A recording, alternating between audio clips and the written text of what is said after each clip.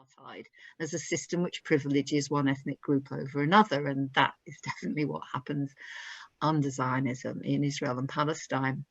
So we've got an interesting set of issues to look at this evening. I'll try not to take too long because I always enjoy the question and answer and comment parts of a meeting more than just speaking to you. But on the other hand, there is quite a lot to say. So if we're going to talk about, to start with, how does the struggle for Palestine fit with the global struggle against racism and colonialism? So in order to talk about that, we need to see how Zionism fits into the history of colonialism. And well, it fits like a glove because Zionism is quite clearly a colonial project. I'm sure I'm talking to a very well-informed group here, but just to recap a few things, lots of people outside of the Palestine Solidarity Movement are not aware that Christian political Zionism predates the sort of active Jewish-led political Zionist movement, predates the Balfour Declaration, for example, which in 1917 handed the world Zionist movement that existed at that time the promise that the British Empire would back the foundation of the Jewish national home, as they called it, in Palestine, in the Middle East. That there was an alliance with British imperialism right from the very first. People may be familiar with a quote from the first military governor of Jerusalem, who said that a Jewish homeland in the Middle East would be a little loyal Jewish Ulster, in other words, a sort of bridgehead for the imperial motherland in an otherwise hostile environment. So there's more that one could say about that. Maybe we'll discuss it later. The question I was asked also covered the question of how Palestine fits into the global struggle against racism. So let's look at the question of what Zionism entails in the context of racism. I'm going to pop a little link in the chat for you. Maybe if the chat's going to be copied at the end, people will be able to hang on to that. In 2013, a group that I was then involved with, called, ironically perhaps, Jews for Boycotting Israeli Goods, we had a slogan which wasn't very popular in some quarters: it's kosher to boycott Israeli goods. We produced a briefing paper. Let me see if I think I can do chat at the same time as doing this. Let me pop it in there so it doesn't get mislaid. Here we go. This is a document which had the title Zionism and Antisemitism, Racist Political Twins. It was quite controversial, but what it does is it looks at the sort of foundational ideas of Zionism and shows that they are themselves inherently racist, and in fact that Zionism as a movement depends upon the existence of anti-Semitism for its whole rationale. There are some extraordinary quotes in that document. For example, listen to this. Palestine, said one leading Zionist, is an institute for the fumigation of Jewish vermin. The idea that Jews in the diaspora are some kind of insect, some kind of vermin that needs to be sanitized, fumigated, and forming a Jewish state in Palestine would do that. This quote is attributed to a gentleman called Pinchas Rosenblut, who became Israel's justice minister, and he's cited in a book called Classic Zionism and Modern Anti-Semitism. The links are all in that document that I've just given you the link to. The founder of political Zionism, Theodor Herzl, wrote in his diaries, and I'm quoting here, "The anti-Semites will be our most dependable friends, anti-Semitic countries our allies, for example, by stimulating Jewish immigration to Palestine." And according to one Jacob Klatskin, editor in 1909 to 1911 of an official Zionist newspaper called Die Welt, and he said, and I quote, "We are naturally foreigners. We are an alien nation in your midst, and we want to remain one." So the whole conception within Zionism is that Jews do not belong in Christian society. Jews are somehow special and different. Jews should not attempt to assimilate. Jews should move elsewhere. So the idea of combating anti-Semitism was always foreign to those who propagated the idea of Zionism. And there's a very interesting date in the whole calendar to do with the formation of the Israeli state and the foundations of Zionism. 1897, some of you probably know it. It was the date of the foundation of the World Zionist Organization, and at the same time, the Bund, which was a socialist Jewish organization, very active and very dominant, in fact, in politics in the Eastern European countries and the Russian Empire. The Bund had a very different concept to how to deal with anti-Semitism. They had this, for me, very inspiring notion, which in Yiddish is Deutschheit, which means here-ness. Where we are is our home. So if we are going to combat the racism that we face as Jews, we combat it alongside the other disadvantaged members of the society where we live. So the idea of escaping anti-Semitism by departing from Britain, Germany, France, or any other diverse nation was anathema to those socialist Jews who became part of the international movement for socialism. So if we look at where Palestine fits into all this, well, Palestine, the cause of the Palestinian people, was embraced in the 60s when anti-colonial struggles were very much on the agenda as one of those, an anti-racist, anti-colonial struggle alongside Vietnam, alongside civil rights in the southern states of America, alongside anti-apartheid in South Africa. But it was not always so. It was not always a left-wing cause, because in the early days of the Israeli state, it was mistakenly, in my view, embraced as a kind of utopian socialist cause. And there were many Zionists who themselves quite sincerely saw it that way. And you can find an interesting account of this in a book by a comrade of ours called Paul Kellerman, Jewish academic. I'm going to put this one in the chat as well. Here we go. I'll save it for later. His book is called, what is it called? Oh yes, The British Left and Zionism, A Story of a Divorce. And he tells the deeply embarrassing story, if you're on the left, of how in the early days of the Labour movement, first of all, there was a lot of anti-Semitism. The 1905 Aliens Act, for example, which Balfour later wrote the declaration which led to the foundation of the Jewish homeland in Palestine, as foreign minister, as home secretary, I beg your pardon, introduced the Aliens Act, which was mainly designed to prevent Jews entering Britain to escape the pogroms that were going on in Eastern Europe and the Russian Empire. My grandparents, by the way, all four of my grandparents were in that wave of immigrants who came in before 1905, late 19th century, very early in the 20th, who came from Ukraine, from Russia, from Poland, from the eastern part of Germany. So what Paul Kellerman's book shows is that the British left has a very checkered history in terms of opposing anti-Semitism and then supporting Palestinian rights against the colonial project of Zionism, which was dispossessing them.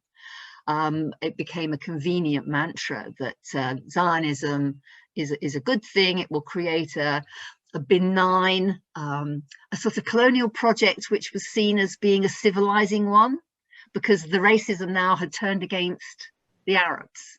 See, these are the barbarians who need to be tamed, and our civilized Jewish European friends can go out there and do that job for us. It's quite an extraordinary and disturbing story, really. There's a link to that one. I'll move on now. There's so much more that could be said about all these things. I'll move on now to the second question I was asked. How do advocates for Israel attempt to close down the Palestine solidarity movement? by labeling its supporters anti-Jewish racists. Well, this portrayal is not new. It's been going on since the early days of Zionism. The suggestion that anyone who failed to support the Zionist project was motivated by hatred of Jews. I would say nothing is further than the truth, but I think for those of us who've been active in Palestine solidarity work for a decade or more, this accusation is something that we're very used to. I mean, it became very prevalent at the time that the BDS movement started to get going, 2004, 2005, when the Israeli state started to put its weight behind analyses of the different centres of support for BDS, and London was highlighted as a sort of main centre. And they tried to make it appear that what was happening was a sort of confluence between communists, the Reds, and political Islam, the Green. So they called it the Red-Green Alliance. So if you hear that phrase, I mean, obviously it has a benign interpretation of the socialists who also support the environmental movement and justice movement. But for the Zionist point of view, the Red-Green Alliance is sometimes also called the hate net. If you watch the whole witch hunt film, you'll see an expose of this idea of the hate net. That is all the human rights organizations that support Palestine are actually motivated by hatred of Jews, because they won't accept that there are many other reasons why people concerned with peace and justice and equality and freedom would be opposed to the Israeli state. I mean, I'm sure that most of us here are well aware that there are many good reasons for being opposed to what the Israeli state perpetrates in Palestine. Post 9/11, this became an increasingly dominant narrative that Israel should be seen as a bulwark against political Islam. And this also had the very dangerous connotation that what we're witnessing is a battle between Jews and Muslims. And of course, that's something that we have to be very clear about opposing. That is not a formulation in understanding what the conflict is all about that works at all for us. It's dangerous. This is not a religious conflict. This is based, as we've already referred to, in a colonial project. I just want to make a little aside here. Some of you may have heard about the Labour Muslim Network and the all-party parliamentary group on British Muslims, which has come out with a quite disturbing, well, the network has come out with quite a disturbing report about how Muslims feel about their position in the Labour Party, which is much worse actually than the position is for Jews. However, some of them have taken up the stance that we should be aware of. One of the Labour Muslim members is quoted as saying, "To me, it is Islamophobic if the rights of the Palestinians are not heard." Think about that for a minute.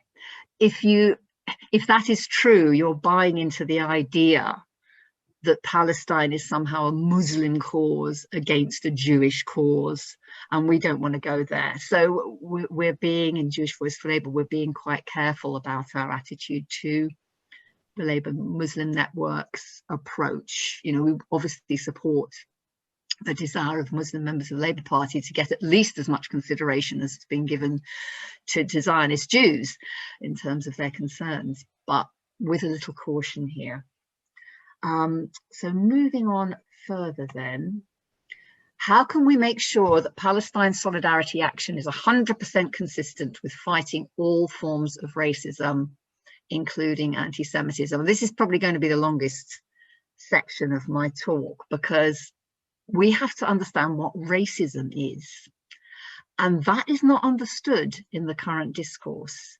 We have a lot of opining about racism, which makes it appear to be, it's as if it were about bad people who could be defeated by some kind of zero tolerance attitude, i.e. throw out all the people who we've identified according to the IHRA definition as being anti-Semites, and you'll get rid of anti-Semitism.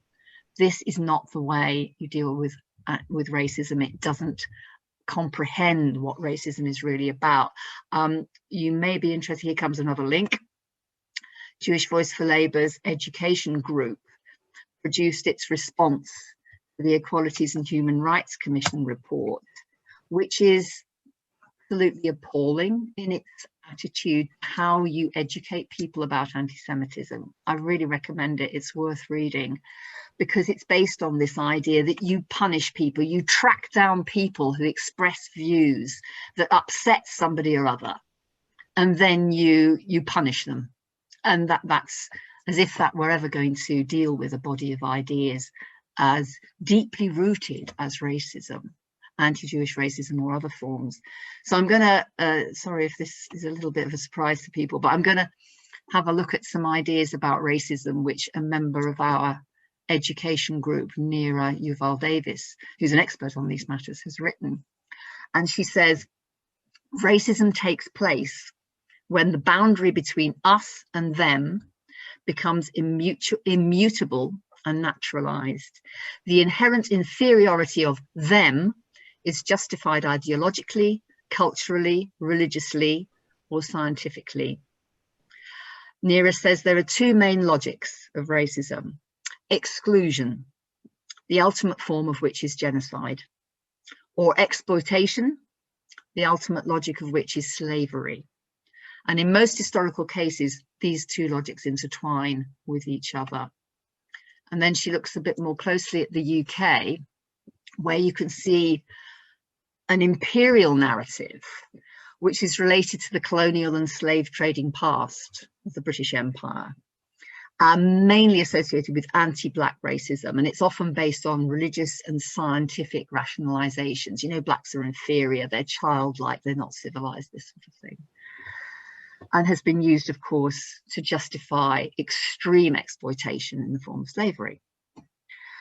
Then you have a sort of European narrative, which uses both religious and scientific rationalizations. It sees Jews as a danger within and Muslims as a danger without. Think of the Crusades and think of the way that Jews have been treated in English society over the centuries.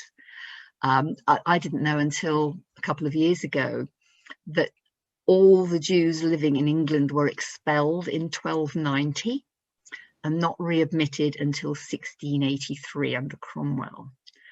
That's pretty horrendous, isn't it? I mean, there's so much fascinating stuff that we go into here. And she gives a third narrative, which she calls the nativist, which is the idea that basically it's white nationalism, basically, closely associated with the fear of immigrants of all kinds. And you can see this bubbling up in the whole Brexit discussion. And the much, much worse now that we've seen the sort of Trump phenomenon spreading around the world. So that's what racism is all about. And it's not a simple matter, right?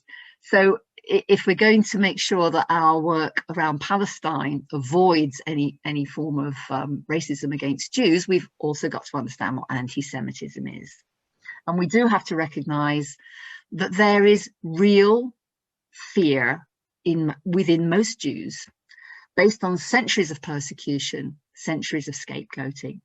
You know, the Holocaust was simply the most horrendous expression of this. It's deeply seated in people's psyche. So lots of it is based on sort of religious, that religious narrative that Neera Yuval Davis speaks about. For example, my mum died a couple of years ago, she's very old. She remembers being accused by little children in her school, "You killed our Christ." Okay, now you talk to virtually any Jew, if they haven't had that said to them themselves, they will know someone in their family to whom that has been said. And that goes along with various tropes. We all know that word these days. Jews are the enemies of Christendom. They're trying to undermine Christian states. Things like the blood libel, this idea in medieval Europe that Jews used the blood of Christian babies in their Passover rituals. And this was widely believed. Jewish communities would be driven out or massacred if a Christian child went missing and it would be blamed on the Jews on the assumption that they were using the child's blood in their Passover rituals. It's you know, if that's part of your cultural heritage, it's going to make you a little bit nervous about a lot of things, right? So I think when we find Jewish people seemingly irrationally afraid, and can somebody who's mute themselves? Yeah, so you've got to be sympathetic to this. You've got to understand where some of this fear is coming from. Then you get a kind of scientific racialization, the idea that Jews are somehow genetically alien, scheming, devious, disloyal, greedy, licentious, all this sort of thing, which has been expressed in some of the demonstrations that Trump supporters have been guilty of. The slogan, "Jews will not replace us," the idea that the Jews are out to take over. And of course, that narrative gets even madder in the current discourse, because Jews like George Soros are accused of being guilty of introducing Muslim immigrants into Christian societies to undermine them even further. It gets madder and madder. Also, Jews are often behind all the various conspiracies that you see going around. So Jews are controlling finance, the media, politics, culture. And this is where we can somehow slip into difficulties on the left end of the political spectrum, because people make mistakes and sometimes appear to be accusing Jews, as seen as wealthy and powerful, as being responsible for the evils of capitalism. And this is something that has been picked up on by some left-wing Zionists who've used it to beat the left, to suggest that the left is riddled with these prejudices. We need to understand this and be wary of it and be able to deal with these errors if they come up. We also need to understand what anti-Semitism is not. And again, I'm happily able to give you another link. Jewish Voice for Labour, alongside Free Speech on Israel, an organisation which kind of predated JVL but still exists, have produced a briefing. It's a response to the IHRA definition, and it's explaining why what the IHRA definition offers is not helpful. What we need is to really look at what behaviours are anti-Semitic and those which are not. There's often the question raised where we're told that Jews feel their identity to be threatened if Israel is criticised, if Zionism is undermined in any way. This is historically simply not true. I mean, in the sense, as I've explained already, the existence prior to the Holocaust of huge and extensive and influential anti-Zionist Jewish radical movements who identified the roots of anti-Semitism correctly and realised that Zionism was not the answer. But there are many Jews for whom it is part of their identity. And therefore, some of the hostile and abusive expressions of anti-Zionist anger that we see, it's uncomfortable sometimes, and people need to be aware that there are genuinely Jewish people who feel threatened by expressions of anti-Zionism. They're wrong, but that's what they feel. So don't be surprised if they get very upset and defensive. One thing to know about the IHRA definition is that it is not protecting Jews. This is the justification for insisting that it should be adopted by local authorities, for example.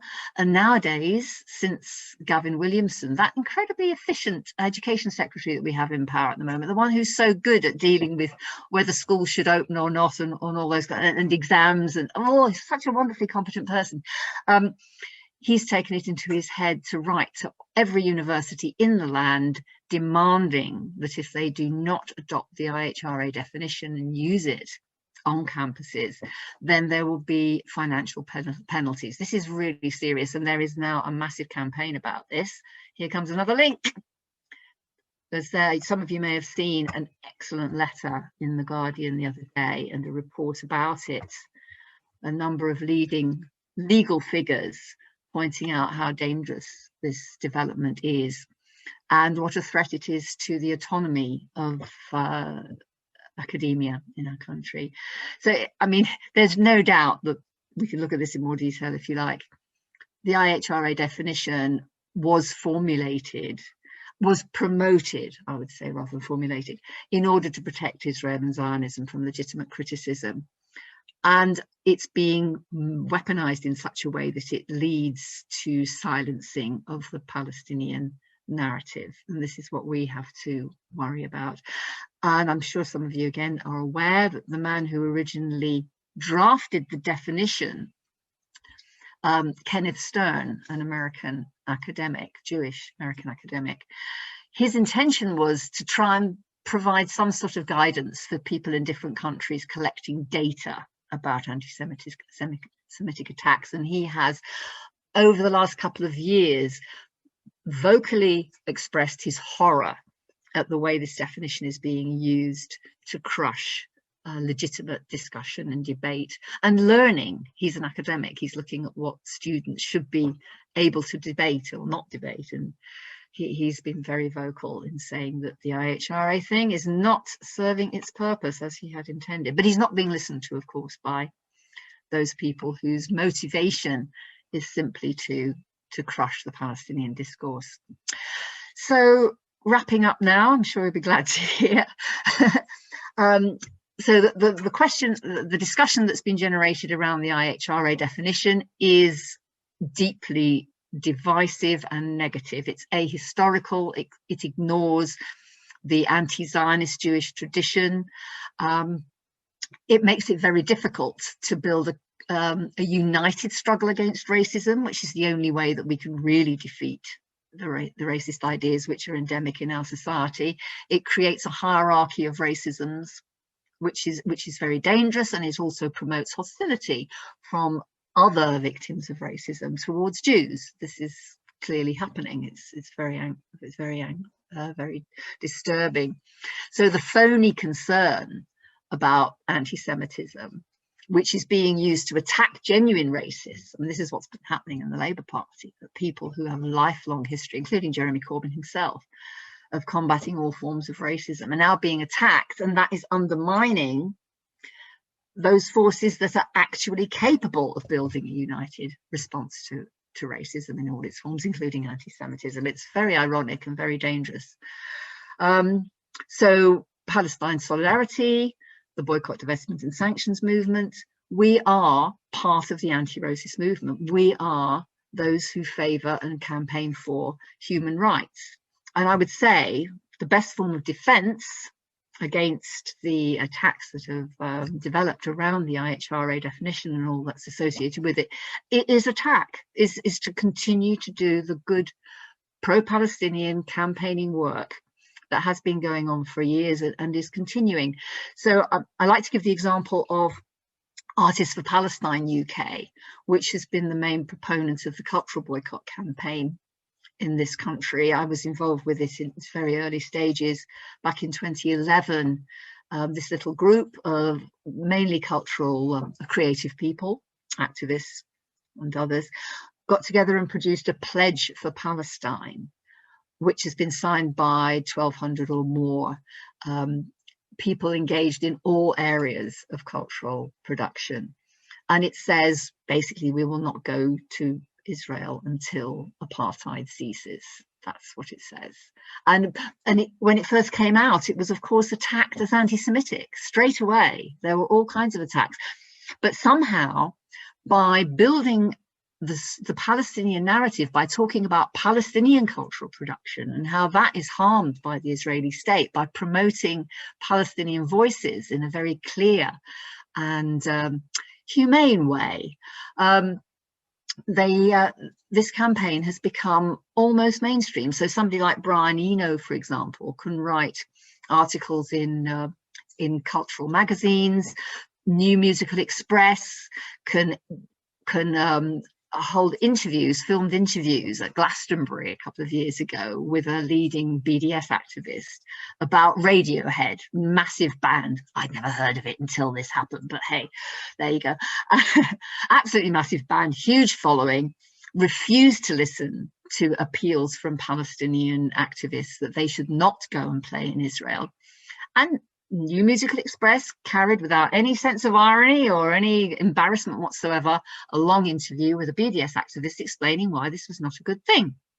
So I think basically, if you confidently pursue the Palestinian narrative, you tell the truth about the history, you give no hostage to fortune at all, you don't express any hostility to Jews because it's entirely unnecessary to do that, and you show why boycott is a legitimate form of resistance and why Palestinian freedom, justice and equality is a key humanitarian issue of our day.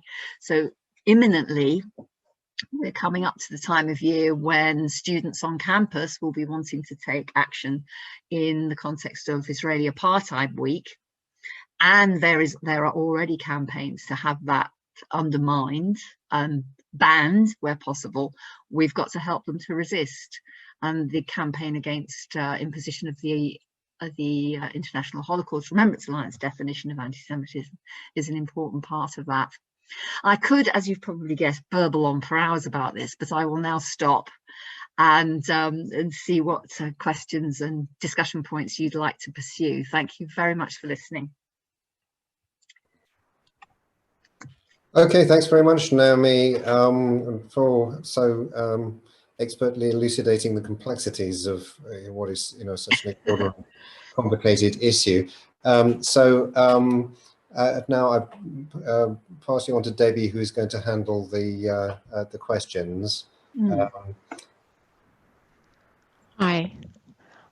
We have a question from Gary Griffiths as to whether Stern actually penned the examples in the IHR definition. Do you know, I'm horrified to say I'm not actually sure. I wonder if Glyn can help me out here. I mean, the question about the definition itself is such a rubbish definition. I mean, many people, legal experts, have said it doesn't actually define anything. It says anti-Semitism may be an expression of hatred of Jews. I mean, it's completely inappropriate, which is why all those examples were added. I'm going to have to look into that. Isn't that ridiculous? Kenneth Stern has. Glyn, do you know the answer to that? I'm not sure. I didn't hear the question very clearly. Could you repeat it? Whether Kenneth Stern is also author of the examples, the 11 notorious.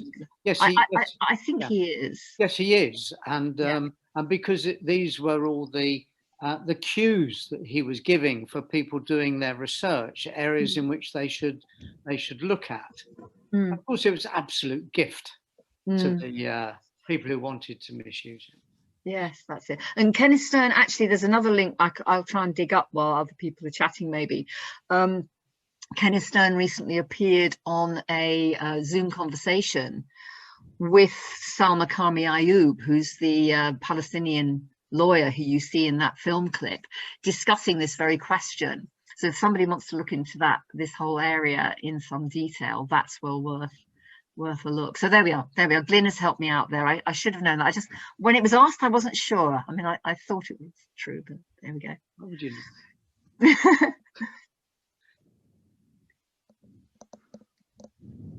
Any more? Oh, Debbie, you've not frozen, have you? No. No, I'm still here. Would anybody else like to ask? You can unmute yourself and ask Naomi directly.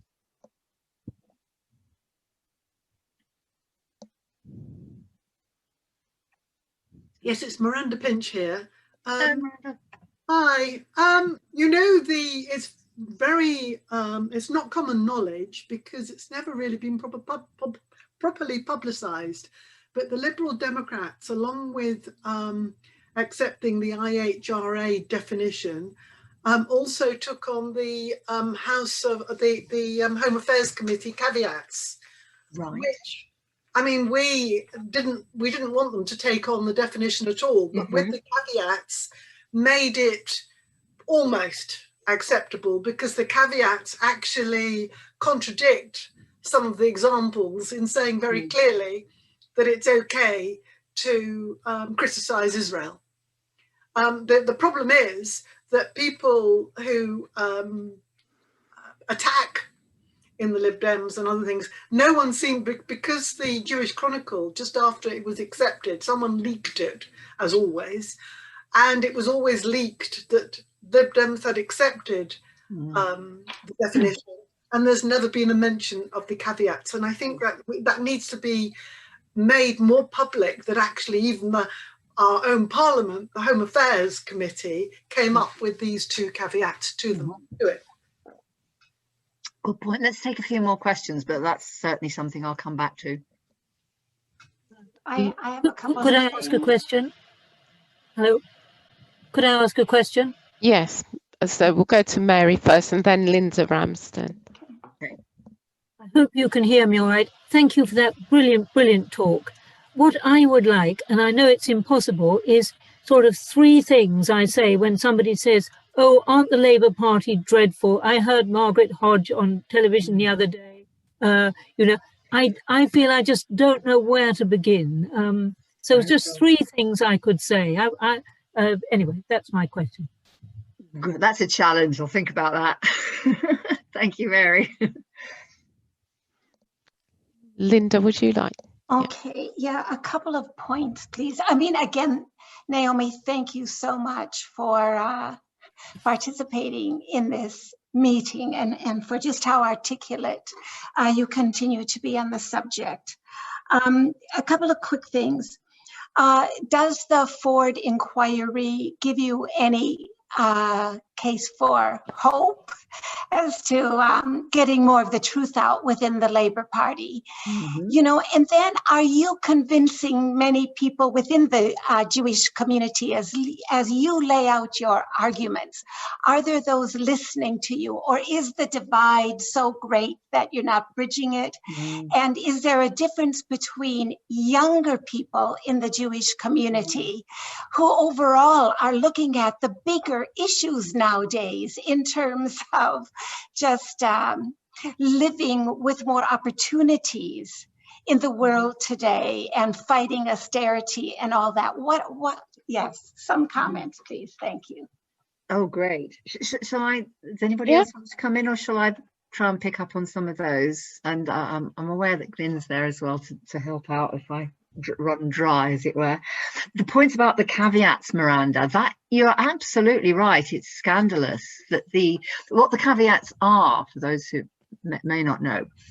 Basically, the original definition, as passed by the International Holocaust Remembrance Alliance itself, said a number of things at the beginning, which were, it must be understood that it is not anti-Semitic in and of itself to criticize Israel unless there is independent evidence of anti-Semitism.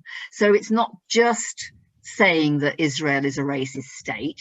That's not anti-Semitic unless there is evidence that the person saying it is, in broader terms, motivated by hatred of Jews. So that caveat is there. But I must say, when there's this awful person called Luke Akehurst in the Labour Party who runs a thing called We Believe in Israel, and he's been very much instrumental in circulating the IHRA definition to local authorities. And his version doesn't include the caveats. It doesn't include it. So it's one of the things that we picked up on quite early on in trying to resist the adoption of the IHRA definition, was that they were being given a censored version, shall we say. And now that many local authorities and other institutions are adopting it, we're reduced, in fact, to campaigning for them to use the caveats, to implement the caveats, and to keep track of whether there is any impact on freedom of expression, freedom of speech, by local authorities having this horrible thing on their books. People have probably heard about Tower Hamlets, which is a Labour-run council, but with a very right-wing leadership, very Zionist leadership, which has banned use of one of its parks summer before, for a welcome reception for the big bike ride where people cycle from all over the country and raise money for children's charities in Gaza.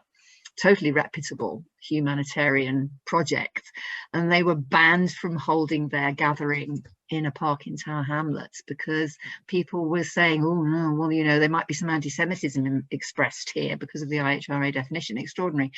And now they've actually, the same council, the Labour Party in the same borough, have banned resolutions discussing this question in local Labour Party meetings. I mean, it's getting to the point where I actually ran out of epithets for this about 2 years ago. You know, you've got Kafkaesque, Catch-22, McCarthyism, Alice in Wonderland. I just don't know what to say anymore. It's just bizarre. It's mad.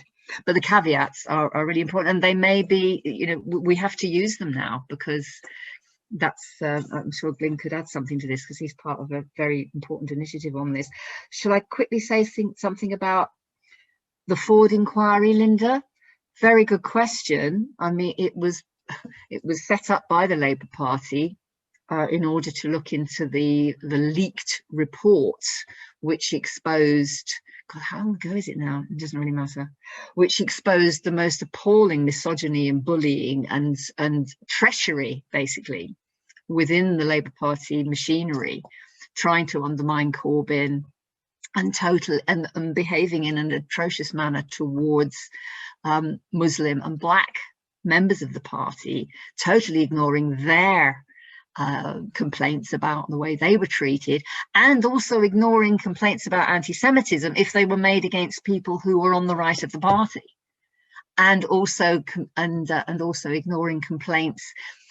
It's so Byzantine, you just can't really get your head around it. Ignoring complaints against members on the left in order then to be able to claim that Corbyn had failed to deal with it. Yes? I mean, that's so. Okay, the Ford inquiry was meant to look into all this, and it was meant to report in July last year, and it still has not reported.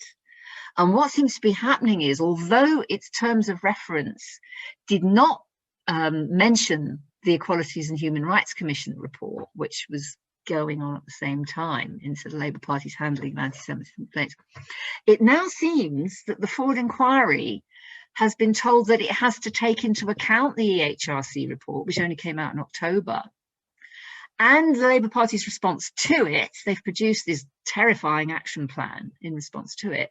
So, you know, the Ford inquiry report has been kicked right down the line. We don't know when it will come out, what's happened to its original terms of reference, what it's going to say about more recent developments. So we've no idea if it's going to be any use or not. Really, really worrying. And then Linda also asked about whether the Jewish community or elements in the Jewish community are listening to us. I think it would be arrogant to suggest that they were. Really, there are even people like the wonderful Rabbi Danny Rich, who was until last year the CEO of Liberal Judaism, which is a congregation of about 10,000 people in the country who have a much more liberal observance of the Jewish faith, because he was speaking to people like us, speaking to Jeremy. He was forced out of his position as CEO. He found it untenable. He's left. And that's, you know, in our generation, as it were. You talked about the younger people. There are a lot of very politically active, very sassy, very savvy, intelligent, bright, young Jews, but they seem to regard this issue as being one that they'd better not handle. They're very, very reticent about confronting Zionism. And we recently had a situation where there was a group called Red Labour, which is an ally of Jewish Voice for Labour within the party, organised a brilliant idea, organised an evening on Zoom about Jewish radicalism. And they invited me and David Rosenberg, who many of you will have heard of, Alexei Sale, who, you know, a great lefty comedian who you all know about, Leon Rosselson, Andrew Feinstein, the amazing South African former ANC member of parliament, and so on. And they also invited a member of a group called Vashti, which is a group of young people who are on the left, regard themselves as being very radical and very combative towards the organised Jewish community groups, the conservative ones. But when it came to it, they pulled out. They didn't want to take part. We challenged them on their failure to support people slung out of the Labour Party on unjustified grounds, and they didn't answer us. They just pulled out. So it's really worrying. In the US, things do seem to be different and more hopeful. There's a different, I suppose, in the US, Jews have traditionally and seem to remain on the liberal end of the political spectrum, mainly Democrat supporting. I suppose because, whereas here, where it's more of a clear left-right split, Jews who would 2 generations, 3 generations ago have been avidly supporting Labour or Communist Party, you know, far on the left, the population as a whole has shifted to the right. It's become comfortable, assimilated, prosperous. And of course, one isn't allowed to say that. That's suggesting that Jews are all wealthy and right-wing and nasty and so on. But I'm afraid it's true. And before Corbyn, 80% of Jews were not voting Labour anyway. So we're in a funny position about that. I'm going to keep thinking about Mary's give me 3 things to say. That is really challenging. Maybe between us we'll come out with what those 3 things should be in the course of the evening. Oh, that there.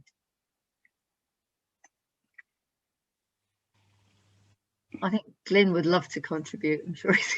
Well, I just want. I'm trying not to, because this is not my session, but I'm really here to because I've also been invited to come and talk. But there's no point in me doing that and then overlapping with what Naomi's doing. So I've come to listen to. I'm actually learning. It's a brilliant talk, Naomi, but to make sure I don't comment. But just a very small point on the caveats.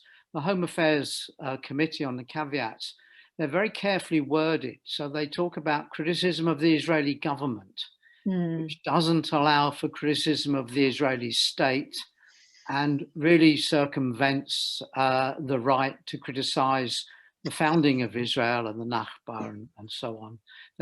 So there's some use in them, but they're actually pretty feeble. Yeah, they're not a silver bullet, are they? Not at all, no. I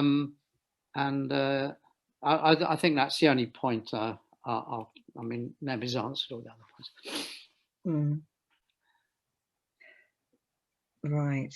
I think, Anna, did you have your hand up? I saw somebody waving. I don't know, are you using your blue hands? Thank you. On Zionism, I understand the historical context, and that's important. What I don't understand, I cannot see it useful today if we consider human rights. Does Zionism still have a place in our society? Yeah, good one. Any more?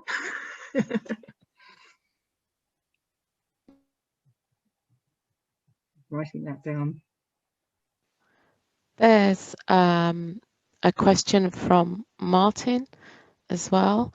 Hasn't the effort to weaponize anti-Semitism against BDS and those who seek justice for Palestinians succeeded, and as a result largely removed any mention of Palestinians from the media? How can we restore visibility to their cause and prevent these accusations from silencing those who would support them, but are inhibited by fear of being called anti-Semitic? Yeah, good point. I'm willing to come back in, but not because I love the sound of my own voice, but just because to move. Is somebody else waving there? Is that Roshan? No, maybe not. Okay. What was that? Oh yes. Does Zionism have a place? Well, that's okay.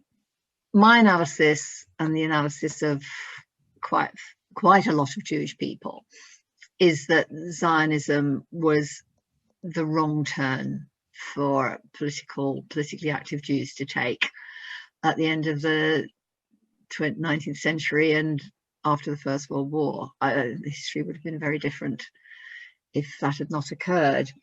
But so I would say Zionism is not a progressive movement, but there are people who have adopted Zionism who are progressive people. So you can't sort of, I think it would be very much a mistake to try and drive anybody who espouses a Zionist belief out of political discourse. I don't think we should be no platforming people just because they are Zionists. I mean, the BDS movement is quite explicit about this.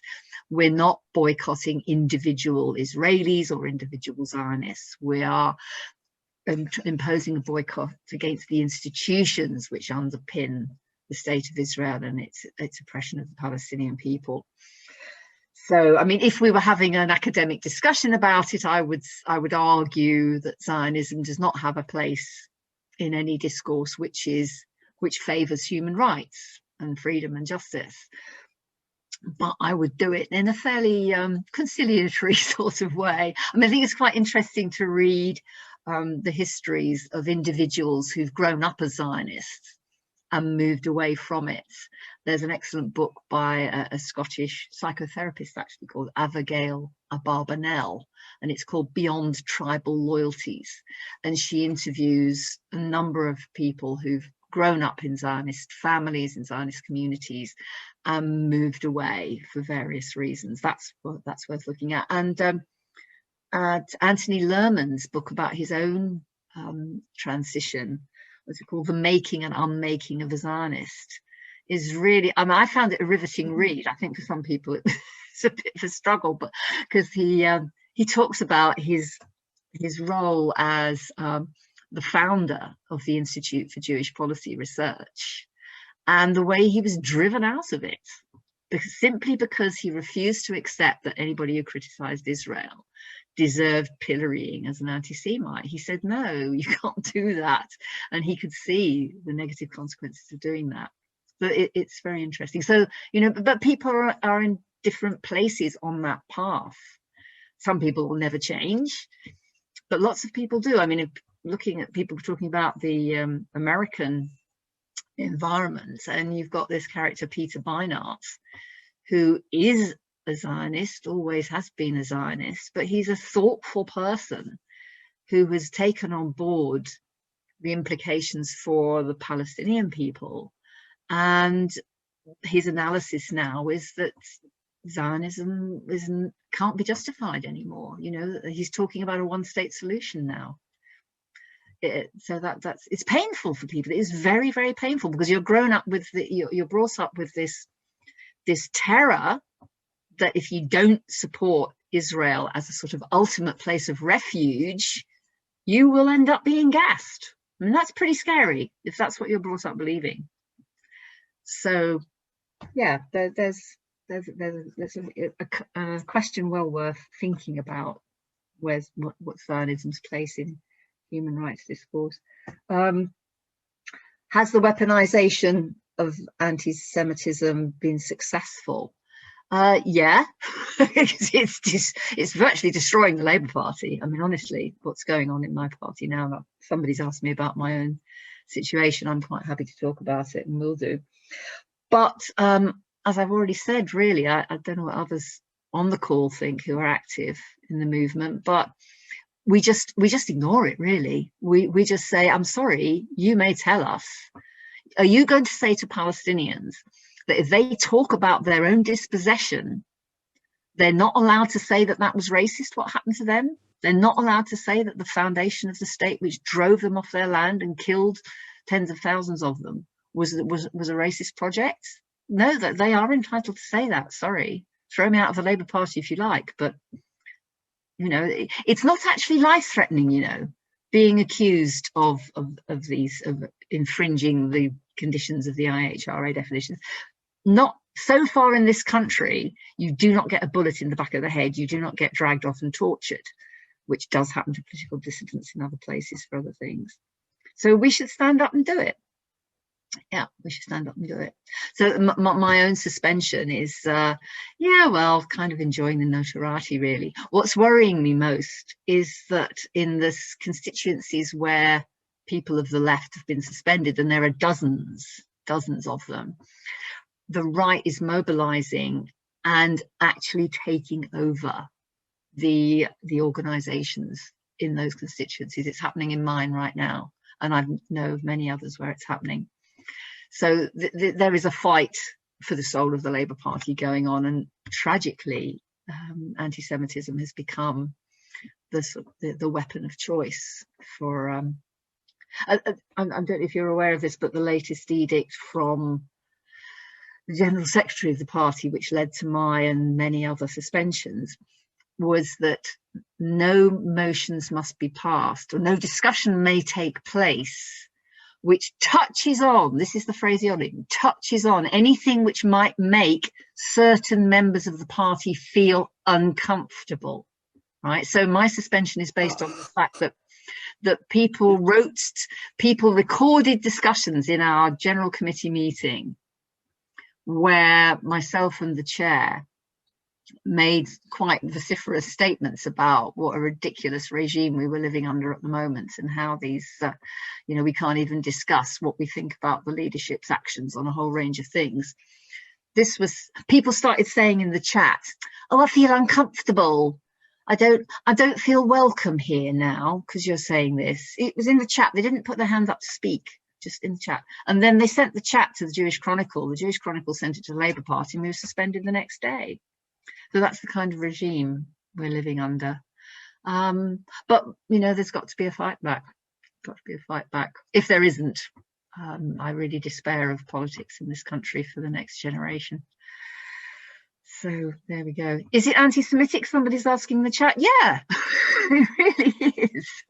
Because I was being told in that meeting that I was upsetting Jews by saying that I thought anti-Semitism was being weaponized. So basically, I, as a Jew, was being attacked for standing up for my views as a Jew. So yeah, of course it's anti-Semitic. It is. But we won't get anywhere making that complaint. Many people have started to try, you know, complain about anti-Semitism against anti-Zionist Jews. They're not interested. It's not. Nobody's listening. I still haven't done Mary's three.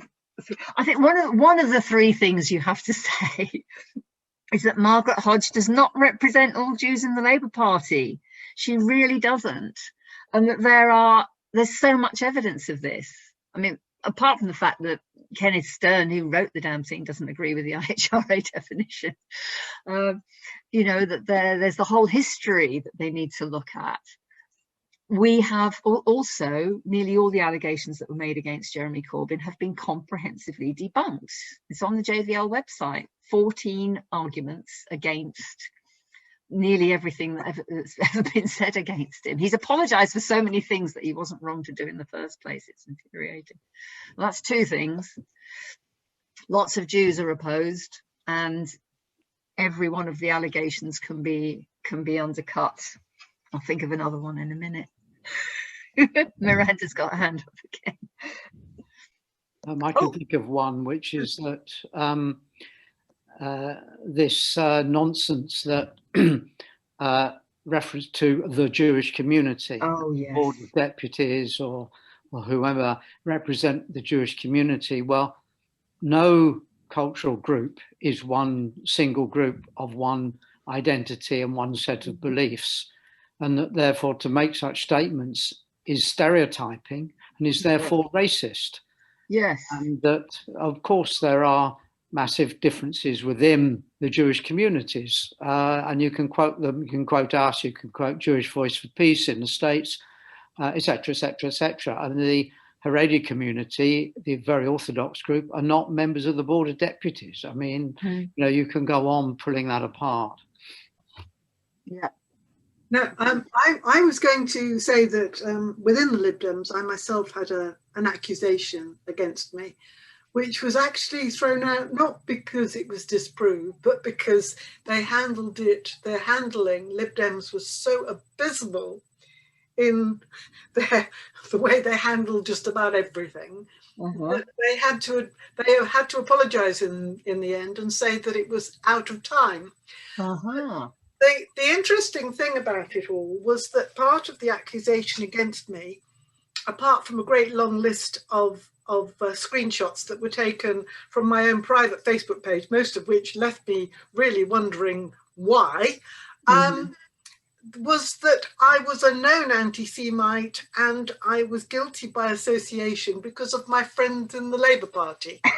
And they actually named somebody in the and it was actually very interesting. And the thing I find most weird about all of this is that the IHRA definition is meant to protect Jews, but actually it is being used against Jews. Yeah. Anybody who disagree, any Jew who dares to disagree, is being accused of anti-Semitism. And it strikes me that it is totally illogical and nonsensical that it's being used in this way. It's just, I mean, you'd think that somebody could see how idiotic. Yes. Well, they can see, they just, it's not in their interests to admit it. Yeah. Yeah. I'm looking for a video called Many Jewish Voices, which is what Glyn said about the Board of Deputies not representing most Only Jews. about a quarter, I think, of Jews, isn't it, in this country? Well, strictly, I mean, you could probably argue that what it says, unfortunately, are views shared by most Jews because of what we've been speaking about, you know, the history and the persecution and the fear and all that. But they don't actively represent more than about a third of people. I think David and Ginny Eaton, do you want to ask a question? Do go ahead. I was just going to say, is it just a right-wing, left-wing issue then in the Labour Party, what you're describing, Naomi? Is it really to do with a right-wing, left-wing battle, really? Right, I'll pick that up in a minute, in case there's anything else anybody wants to ask. Good question. Very good question.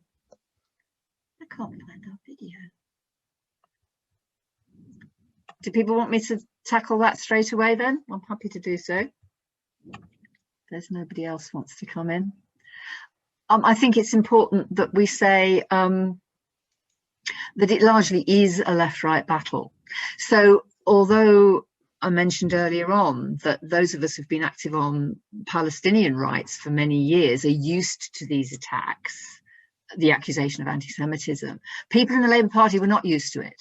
It was completely unexpected and it bowled them over completely. And it took Jeremy Corbyn and many around him about 3.5 years to realise that the people making the allegations were not sincere, you see.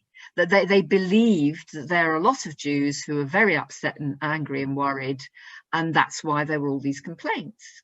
Whereas we knew that although there were some Jews who were genuinely upset about things that were being said in political discussion, most of the impetus for the campaign against Corbyn and his allies came from people who didn't give a damn about anti-Semitism or Israel or Palestine or racism at large at all. They simply did not want a sincere left-wing leader of the Labour Party to succeed. And I think it's important that we're aware of that, because there's a tendency to just blame Israel for everything that's happened in the Labour Party. I mean, I'm sure the Israeli state and its agents are absolutely delighted about what's happened in the Labour Party, and they've done their damnedest to keep the whole thing on the boil.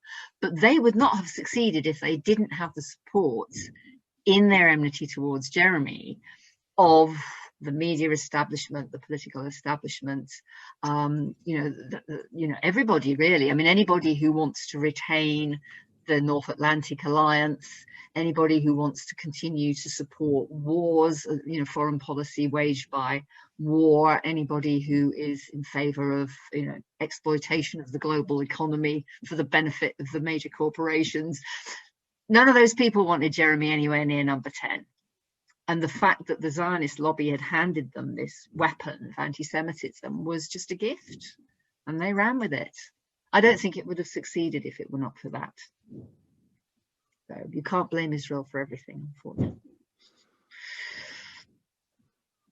What's this about? Backing for, backing for Labour activists for justice. Yes, please. Not only Labour activists for justice, but there's a new action which has been brought by JVL on the names of two of the most recent suspendees, Marion Roberts, who's a JVL officer, and Louise Regan, who is former president of the National Union of Teachers, vice chair of the Palestine Solidarity Campaign, a leading member of the National Education Union now, suspended as chair of her constituency, which is Nottingham East, within minutes of the end of a meeting in which she very carefully managed a quite civilized discussion about a motion in support of Jeremy Corbyn. She went out for a run, came home about 10:15, got an email from a friend saying, "Oh, Louise, isn't it terrible you've been suspended?" And she's saying, "What?" Checks her emails and there it is. So somebody in Labour HQ was sitting there waiting at their laptop for the tip-off to come from the enemy within Nottingham East CLP, ready to suspend this very reputable left-wing CLP chair. So that's something that's been going on. So please, yeah, I think this calls for another link in your chat. I hope somebody's going to save all this, because that there is a lot of litigation going on that needs lots of money to make it work. So I'm going to find that as well.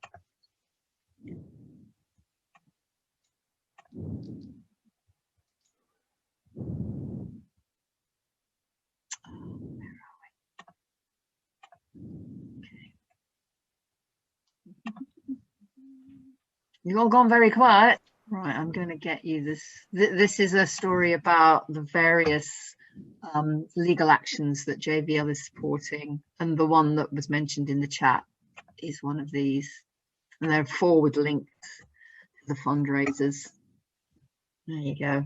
I mean, it is awful to have to be sort of supporting legal action against the political party that you joined with the intention of building it and supporting it, but people have struggled with the disciplinary system to such an extent that they feel they have no choice. Labour Activists for Justice is a fascinating group. There are 7 individuals.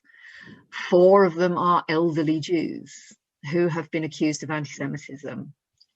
Right, and their cases, it's just horrendous. It's so distressing. So they've tried, arguments and, a request for a bit of humanity and got nowhere. So that's why they're going to court. There it is. I wonder if Mary feels that she's got 3 things to say now. We've got the Board of Deputies of British Jews is not representative, and there is, did I find that? I didn't find that yet, did I? I'm going to find that for you. There's a little film which argues that case quite nicely. The fact that throughout history Jews have opposed Zionism, and there's I mean, there are just so many sources about that. Go to the Jewish Socialist Group; they're experts on the history of Jewish radicalism, and basically that many of the anti-Semitism allegations are simply false and have been proven to be so. And Naomi, I think your point you've just made is a very good point. That I say that because most people, you can say to people, you may or may not like Jeremy Corbyn, but the reason that this got so much media coverage and things, you have to ask yourself why. Yeah. And the answer is because people don't, people in the media are fairly well paid on the whole, and people in power don't like the idea of socialism. They don't want these things discussed. They don't, you know, whether or not they thought Jeremy Corbyn was ever going to be leader of the Labour Party. They just don't want people to say there are a lot of poor people in England and they have a lousy time and that kind of thing. So, so it was suited some other people's interests very, very well as Israel. And I think, you know, most people actually know that Jeremy Corbyn absolutely is not, you know, but people will say, oh, well, there must be something going on. There were all these things. And, you know, it was a got up thing. But if you say that, then you kind of get into an argument. I suppose I would go back to the conditions, you know, what happens in Palestine as well. Yes. That's important, actually, isn't it? That we must say, okay, fair enough. So you're suggesting that the Labour Party is riddled with anti-Semitism and that the only reason they talk about Palestine is because they hate Jews. So are you therefore in favour of Palestinian children being locked up in jail and kidnapped in the middle of the night and handcuffed and subjected to all sorts of horrors? Are you in favour of that? Is that fine by you?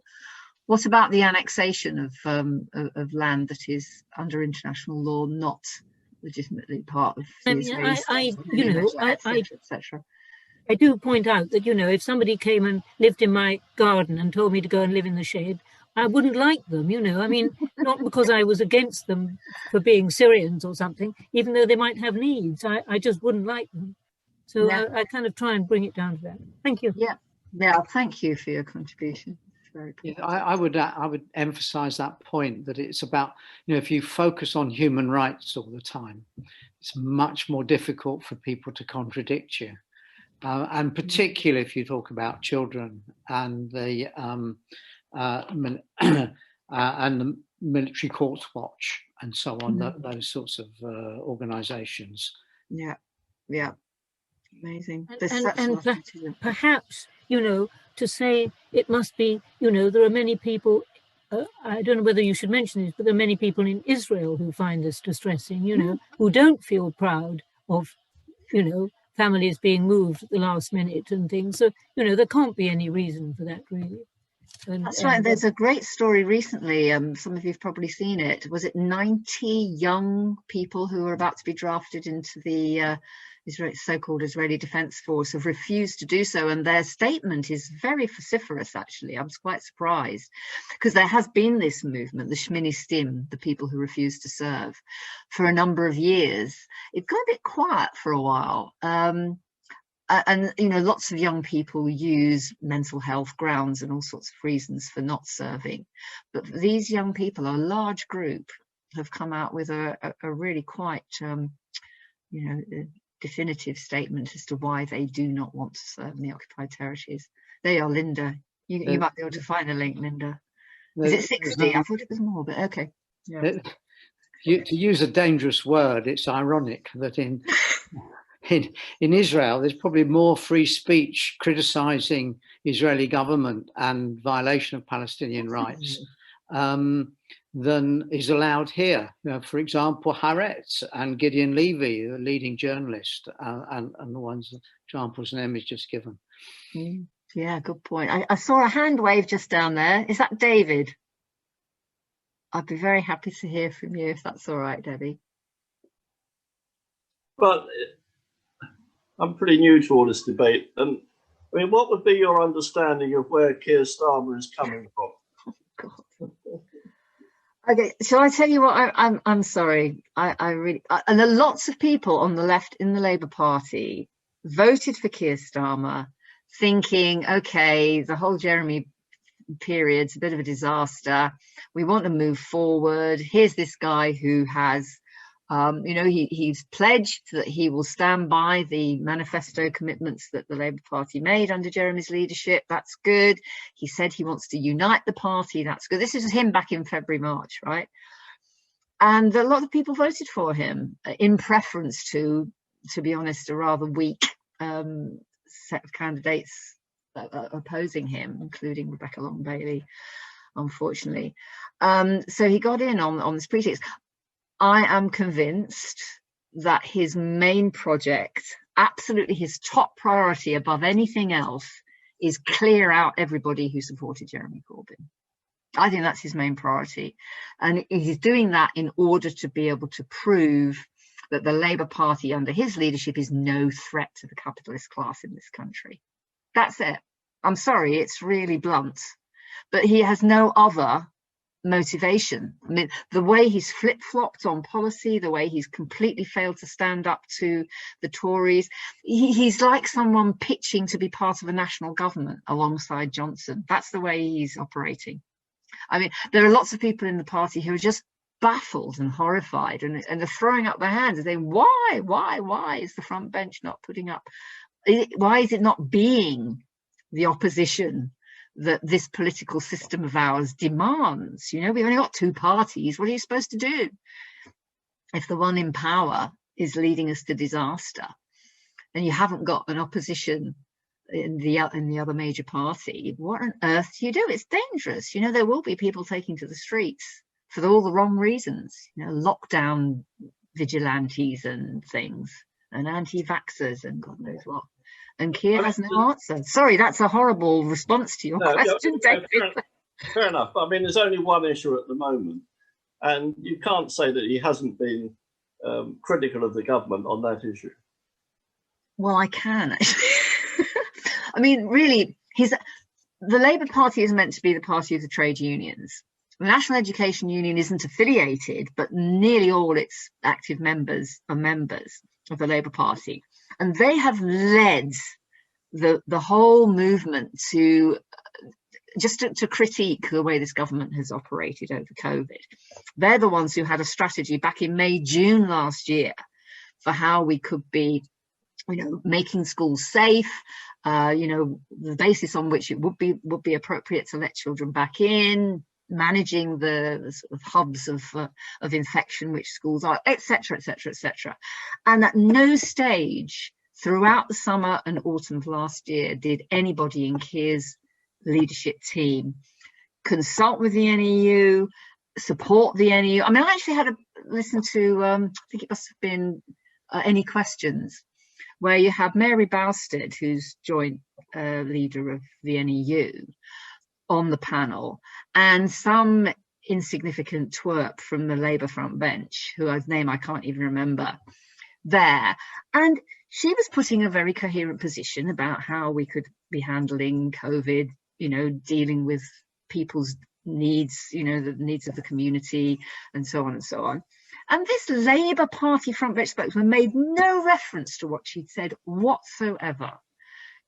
No support for the union position, no reference to the fact that he had somebody there who was he should have been supporting. And that continued until about a fortnight ago, when, you know, the NEU's been screaming for months and months and months about what the attitude should be. And eventually Keir Starmer says, oh, you know, after everybody else, I don't know what the Lib Dem position was, but I wouldn't be surprised if they were way ahead of him on this. So, sorry, that is very condemnatory, but I've got one of the leading members of my constituency is the NEU's head of communications, and she's pretty exercised about all this, so I hear about it all the time in my ear. Yeah, whoever that was says after everyone else. It's really disappointing, David. I'm sorry, they're not leading at all. I feel sorry to interrupt, because I kind of feel the discussion seems to be continuing and vibrant, and we could kind of go on all night. But having passed 9 o'clock, I think it's probably about time to bring the meeting to an end. So many thanks to Naomi for being such a fantastic speaker and making such a good presentation and such interesting, indeed, responses to the questions and so on. And many thanks to people taking part. I understand that Debbie has, in the meantime, found out how to save the chat, so we've now got that. We've got all the links, so we'll send them out or put them up on the website or tweet them or something like that in due course. So hopefully anybody who wants to follow any of those links can get hold of them. Great. So we're working on further meetings for the future. We haven't got anything specific sorted out at the moment, but hopefully everybody's here. We'll find out about it as we progress on that, and hope to see you all at the next one.